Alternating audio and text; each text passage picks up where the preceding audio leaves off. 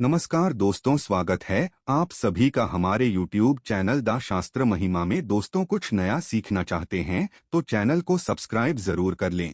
दोस्तों, जय श्री राम, जय सीताराम, जय जय हनुमान, जय बागेश्वर धाम सरकार। दोस्तों, हिंदू धर्म में जितना महत्व भगवान की पूजा पाठ करने का है, उतना ही महत्व ईश्वर के सामने दीपक जलाने का और उनको फूल माला भेंट करने का है। अब सभी लोग भगवान के सामने दीपक जलाकर मंत्रों का उच्चारण तो करते ही है, आप लोग भी करते ही होंगे। और वहीं जो लोग भगवान के सामने बैठकर घंटों तक पूजन नहीं कर सकते, वो लोग भी एक दीपक तो जरूर जलाते ही है।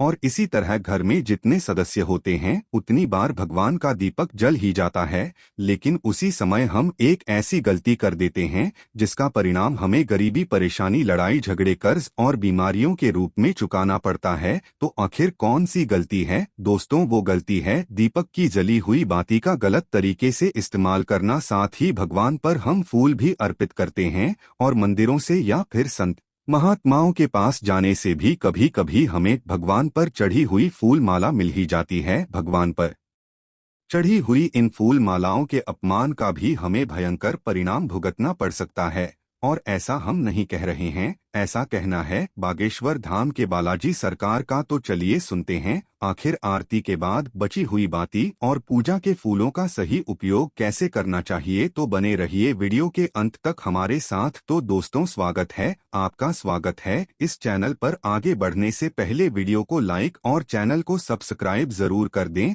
और कमेंट बॉक्स में जय श्री राम, जय बागेश्वर धाम सरकार, जय हनुमान अवश्य लिखें, जिससे कि श्री बागेश्वर बालाजी की कृपा आप पर सदैव बनी रहे। चलिए वीडियो में आगे बढ़ते हैं। तो दोस्तों, आप हनुमान चालीसा का पाठ कीजिए, रामायण का पाठ कीजिए, भगवत गीता का पाठ कीजिए या फिर दुर्गा का पाठ कीजिए। इन सभी पूजा पाठ को करने से पहले सबसे पहला काम हम दीपक जलाने का ही करते हैं। हम भगवान के प्रति अपनी आस्था और अपने विश्वास को दीपक के जरिए ही भगवान तक पहुंचाते हैं। तो दीपक की लौ का जलना और बुझना, दीपक की लौ में फूल का बनना और दीपक में अधजली बाती का बचना क्या संकेत देता है, इस बारे में हम आपको पहले बता चुके हैं। अब बात करते हैं दीपक की जली हुई बाती का हमें क्या करना चाहिए। तो अक्सर क्या होता है कि हम अपने घर में जो दीपक जलाते हैं, उनकी बची हुई बाती को एक साथ इकट्ठा कर लेते हैं और हफ्ते या 15 दिन या फिर महीने बाद हम जब भी किसी पवित्र जगह पर जाते हैं, यह पवित्र नदी के आसपास जाते हैं, तो उन सब की पोटली बनाकर उनको नदी में फेंक आते हैं। अगर आप इन्हें सम्मान के साथ प्रवाहित कर रहे हैं तो बात अलग है, लेकिन हम लोग जल्दबाजी में इन्हें फेंक देते हैं। फेंकना और प्रवाहित करना दोनों अलग अलग बात होती है। तो पहले तो यह समझते हैं कि जो दीपक की बात आती है, यह कोई साधारण चीज नहीं है। इसमें आपने भगवान को जो भी पूजा पाठ अर्पित किया है, इन सभी मंत्रों की तरंगे इस बात में निहित होती है।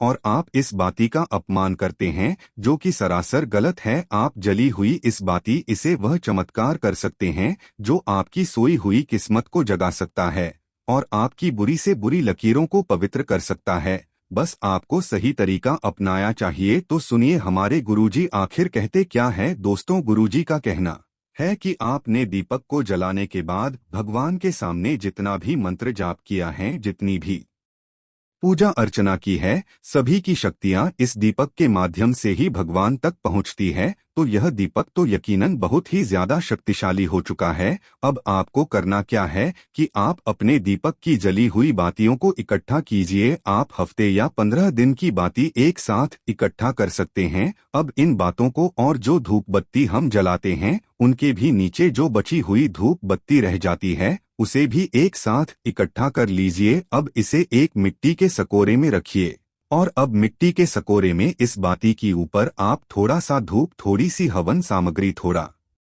सा चंदन चूरा डालिए। इन सभी पर अब आपको थोड़ा सा कपूर और घी डालना है और माचिस से इन सभी को जला दीजिए। अब इसे जलाने के बाद जब जोत प्रज्वलित हो जाए, तब इसे हाथ से बुझा दीजिए। ध्यान रखिए कि आपको फूंक नहीं मारनी है। अब इसमें जो धुआं निकलने लगेगा, अब आप अपने किसी भी इष्ट देव के मंत्र का जाप करिए और इस धुएं को अपने घर के कोने कोने में प्रवाहित होने दीजिए। लेकिन आप मंत्र जाप करते रहें, आपको थोड़ी सी मेहनत जरूर करनी पड़ेगी, लेकिन यह आपके लिए बहुत ही कमाल की सिद्ध होगी। अब कोशिश कीजिए कि जब तक यह धुआं निकल रहा है तब तक आप इसके सामने बैठकर अपने ईष्ट देव के मंत्र की माला का जाप करते रहें। आप चाहें तो पूरे घर में इस धुएं को दिखाने के बाद इसे तुलसी की क्यारी के पास रख सकते हैं। इससे क्या होगा कि आपके घर की नेगेटिव एनर्जी तो दूर हो ही जाएगी, लेकिन आपने जो मंत्र बोला है उससे यह राख सिद्ध हो जाएगी। अब आप इसे छानकर एक डिब्बे में भरकर रख लीजिए। हर रोज सुबह पूजा करने के बाद इस बाती को आप अपने माथे पर लगाइए। यह आपकी आने वाली मुसीबतों से रक्षा करेगी।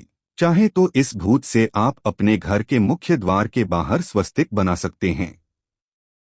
ऐसा करने से आपके घर में बाहरी हवा प्रवेश नहीं कर पाएगी। आप ऐसा हर रोज कीजिए, आपको फर्क जरूर दिखाई देने लगेगा। अगर किसी को नजर लग जाए या फिर कोई बीमारी हो उस व्यक्ति के माथे पर, आप इसको लगाइए, आपको चुटकियों में फर्क दिखाई देगा। इसके अलावा आप एक और काम कर सकते हैं कि आप इन सभी बाती को एक दीपक या फिर एक मिट्टी के बर्तन में इकट्ठा करें और उस पर थोड़ा सा कपूर डालकर उस पर अग्नि प्रज्वलित कर दीजिए। जब यह पूरी तरीके से जल जाए तो इसकी जो राख बचेगी उस राख में थोड़ा सा पानी मिलाकर और अपने घर के पौधों की क्यारी में डाल दीजिए।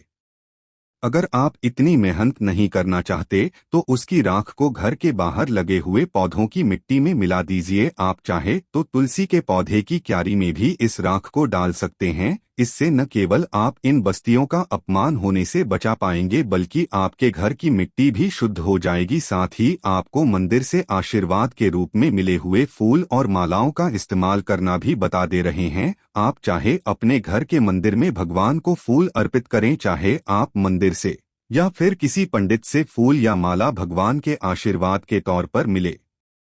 आपको इन्हें किसी भी नदी में नहीं फेंकना है और कूड़े कचरे में फेंककर इनका अपमान बिल्कुल भी नहीं करना है। इससे एक तो आप नदी को अशुद्ध बनाते हैं जिससे पानी पीकर हम बीमार भी हो सकते हैं और जल प्रदूषण भी बढ़ता है। पानी में जब यह फूल माला बहुत लंबे समय तक पड़ा रहता है तो ये सब सड़ जाते हैं। अब आप गंगा नदी और यमुना जी के पानी को ही देख लीजिए। ये नदियां पवित्र नदियों में शामिल है, लेकिन आप इन नदियों का जल बिना प्योरीफायर के नहीं पी सकते हैं। तो कचरा चाहे पूजा या धार्मिक जगह का ही क्यों ना हो, नदियों में फेंकना सरासर गलत है और दूसरा इससे भगवान के आशीर्वाद का अपमान भी होता है। तो आपको करना क्या है कि आप इन सभी फूलों को इकट्ठा करिए और इन्हें सुखा लीजिए। सुखाने के बाद आप इन्हें छोटे छोटे टुकड़ों में तोड़ करके इसमें आप चूरा, थोड़ा सा चंदन का पाउडर और थोड़ा नारियल का छिलका मिलाओ। इनको कढ़ाई में डालकर गैस पर हल्का हल्का भून लीजिए। अब ठंडा होने पर इसे मिक्सर में पीसकर इसका महीन पाउडर बना लीजिए। फिर आपको इस पाउडर को छानकर इसमें थोड़ा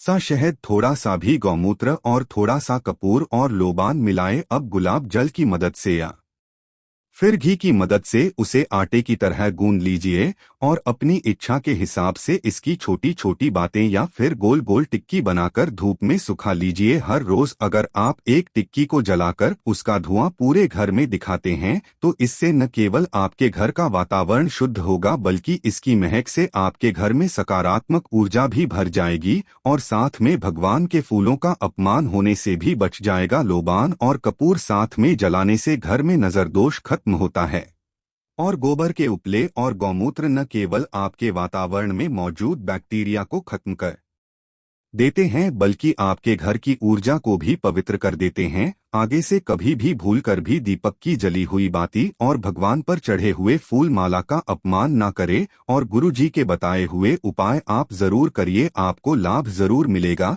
तो उम्मीद करते हैं दोस्तों गुरु जी की बताई हुई ये बातें आपको जरूर पसंद आई होगी। अगर आपको यह वीडियो अच्छी लगी हो तो वीडियो को लाइक जरूर कर दीजिएगा और कमेंट बॉक्स में जय श्री राम जय हनुमान जरूर लिखें और इसे ज्यादा से ज्यादा शेयर करके बाकी लोगों तक भी पहुंचाएं। तो मिलते हैं अगली वीडियो में, तब तक आप अपना ध्यान रखें, स्वस्थ रहें, सुरक्षित रहें। धन्यवाद।